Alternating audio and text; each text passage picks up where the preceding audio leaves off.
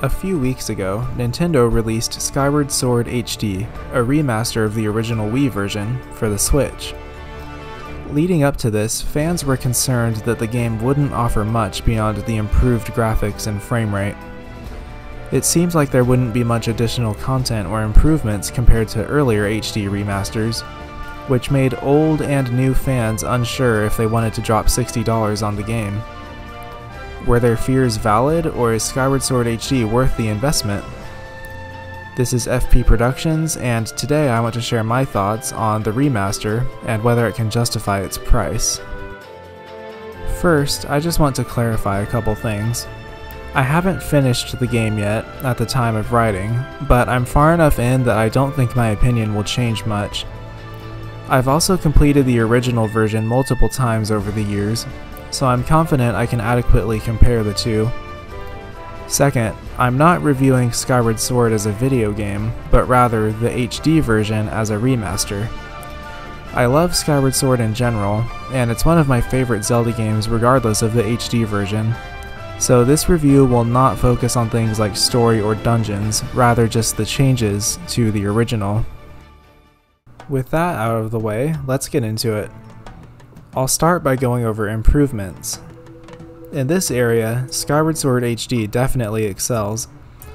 It fixed several issues that bogged down the Wii version. The most notable is the character Fi.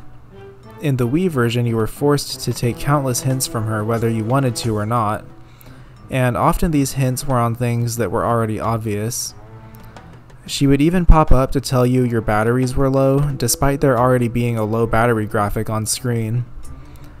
In the Switch version, she's far better. Just halfway through the game, I've already noticed several times where her dialogue used to be required, but is now completely optional. And this has improved the game's pacing significantly. She still has quite a bit to say, especially in the early game, but not nearly as much as before. A handful of other adjustments also improved the game's flow.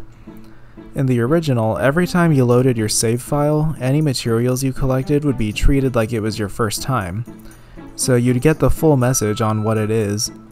Now that's not an issue, and you only get the message your actual first time picking it up. You can also skip text by pressing B, whereas before you could only speed it up slightly by holding A. This means that even on those occasions where Fi is talking a lot, you can skip right past the text if you want to. You can also skip entire cutscenes even on your first playthrough, whereas before you could only do that in hero mode. Finally, the autosave feature means you don't have to stop by bird statues as often, and times when you used to get a prompt to save your progress have been removed.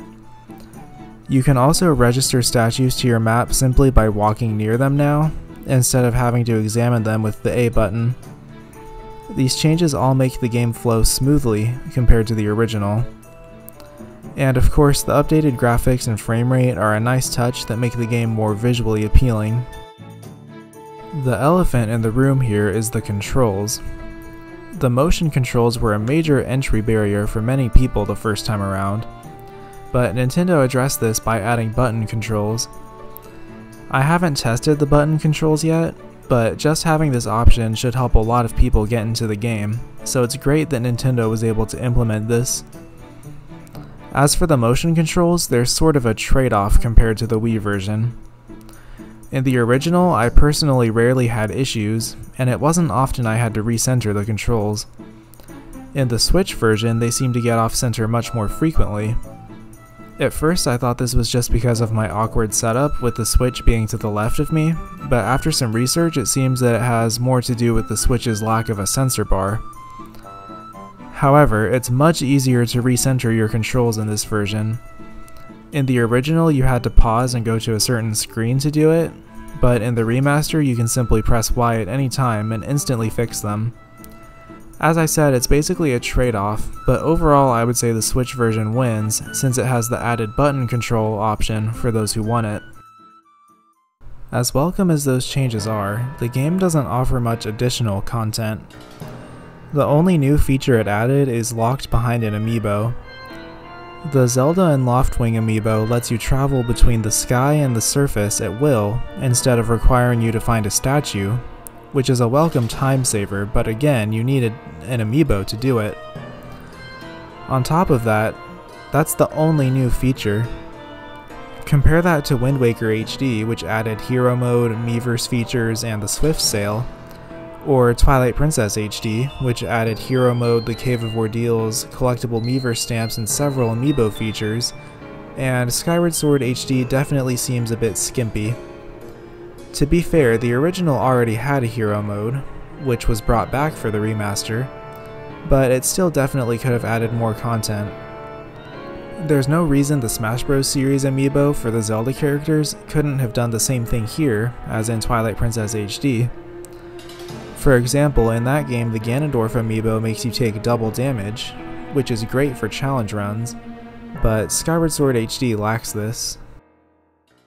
In the end, I would give Skyward Sword HD a 7 out of 10 as a remaster. It addressed all of the Wii version's major issues, removing entry barriers and making the game much smoother to play, but lacked in new content and features. Still, I would say fixing those issues is the most important thing, and it really did improve the experience by a long shot. So to answer the main question of this video, is it worth the $60 price? Well, it depends. If you never played the original, I would absolutely recommend giving this version a try, and since it'll be a brand new experience for you, it should be worth the price of a full game. I would also say it's worth it if you wanted to get into the original, but couldn't because of the controls or the slow pacing. However, if you're already a big fan of the original and enjoy playing it despite its flaws, $60 is a bit much. While this is certainly the optimal version of the game, paying the full price probably won't be worth it if you enjoy the Wii version already. Well, that's all I've got. This is FP Productions, and I hope you found this review helpful. Subscribe for more Zelda content, and I'll see you next time.